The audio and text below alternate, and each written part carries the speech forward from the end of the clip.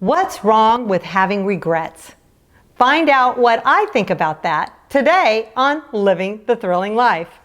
But first, I want to give a shout out to Life Network for Women. I'm Victorya Rogers. We'll be right back.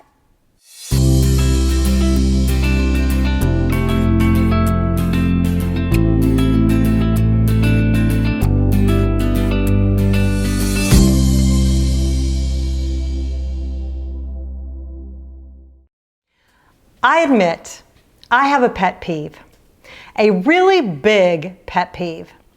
I get very irritated when I hear people, celebrities, athletes, or even Christians, when they give an acceptance speech about how they don't have one regret of their entire life, that they would relive everything, no matter what they've done to anybody else, and proclaim that their life was just perfect the way it is today. Seriously? Even when you've done very hurtful things to others, or when you've been spiraling down to a really dark place, or real catastrophic things have happened in your life, you'd choose to relive all that? I don't believe it. I personally have regrets. Do I allow myself to dwell on them and let them tear me down and destroy my life? No.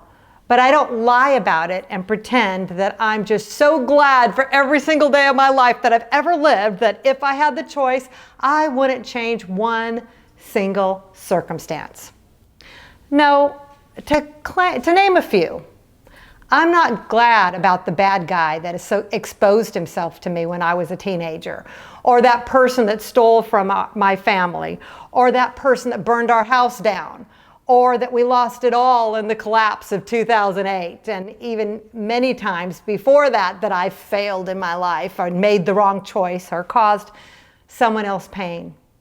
Surely, seriously, would you choose to live pain all over again if you could avoid it?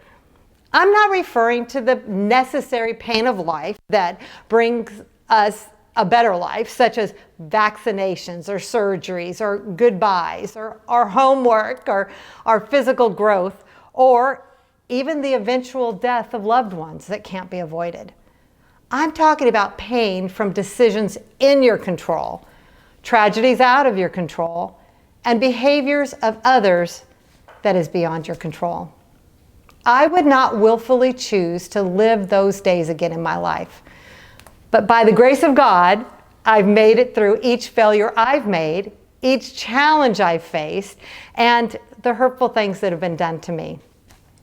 And as time passes, yes, God graciously brings redemption, and He brings good out of my heartache. But that doesn't mean that the bad things were remembered as events I'd willingly repeat to get to where I am. Because after all, God can do anything, and I could have ended up in the same place even if some of that bad stuff didn't happen, because God is sovereign. And it doesn't mean that God causes the bad. God does not cause evil. He allows it because we live in a fallen world, and every person has free will. And in this fallen world, hurt people hurt people. Sometimes bad things happen to good people. You see that every single day of your life. Bad things happen through our own choices, through others' choices, through acts out of our control, through natural disasters. We are in a fallen world. But God knows each and every day we will live our entire life from when we were still in our mother's womb. And He knows all the pain we're going to face. And He promises He will bring good out of our pain. I cling to scriptures like Romans 8:28 and James 1:12 through 14. And I'm all about persevering through trials and coming out triumphant. We've got one life to live, and I'm not going to let failure or tragedy break me, nor do I want it to break you. Romans 8:28, though, is so often misinterpreted. Too often, people interpret it that God makes bad become good, that it is good that the bad thing happened. That is not what it's saying. Romans 8:28 says that in the midst of the bad, He meets us there. He loves us. He works in it, and out of the ashes, good comes. Not because of the bad, good comes. Yes, as the Bible says, all things do work together for good for those who love God.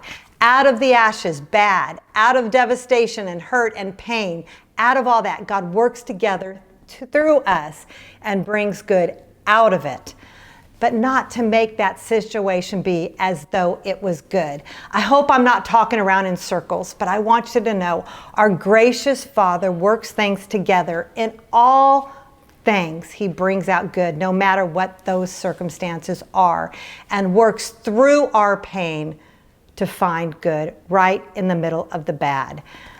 I can have joy in the journey, even when tragedy strikes, knowing that God will bring good through the aftermath and not make the bad ever have been good.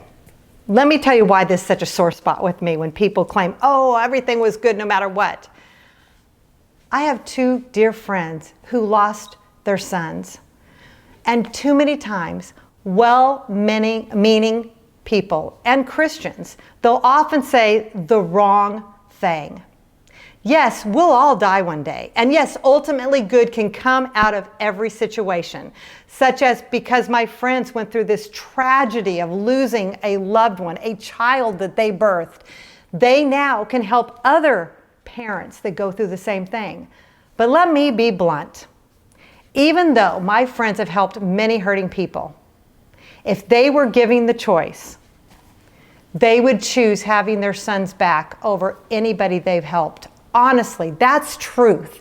If they had a choice, they would rather have their lost child be back on this earth. That's just being human. That's just being real. And that's what I want to be with you. I want you to be real, that it's okay to have regrets and feel bad about some tragedies you've been through. That doesn't make you a bad person. That doesn't make you a bad Christian. My friends that have lost their sons, they didn't get a choice. So they choose to go on living themselves and making life matter in spite of what they've been through, and letting God bring good out of their pain. But saying the wrong thing to the hurting is one reason why I'm doing this episode, and why I'm saying that for you to say you have no regrets is kind of my pet peeves. And another reason is because when celebrities especially announce that in their acceptance speeches, that they want to take back one thing they ever did in their entire life, and I think about the public ones that of all the hurt and all the affairs and all the nefarious things they've done in their life to hurt other people, and they're just saying that, okay, it's good, I wouldn't redo any of that. There are consequences for every action we make in life. There's good consequences if it's a good decision, and there's bad consequences if there's a bad decision. Yes, God is ready, willing, and able to forgive us the minute we ask Him. But that doesn't mean that He always takes away the consequences. So stop the illusion, admit you have regrets, and know that in the midst of our failures, pain, heartache, and regrets in our life, God still will work it all together for the good of those who love them. And as James 1:12-14 says, blessed is the one who perseveres under trial, because having stood the test, that person will receive the crown of life that the Lord has promised to those who love them. I'm not perfect, but it's wonderful that God already knew I'd have a lifetime of failure and regrets. And as Romans 5:8 tells us, God shows us His great love by sending Christ to die for us while we were still sinners. So yes, I have regrets, and I wouldn't want to relive many of my failures. And I'm thankful that God still carried me through each one of them victorious. I'm Victorya Rogers. See you the next time on Living the Thrilling Life.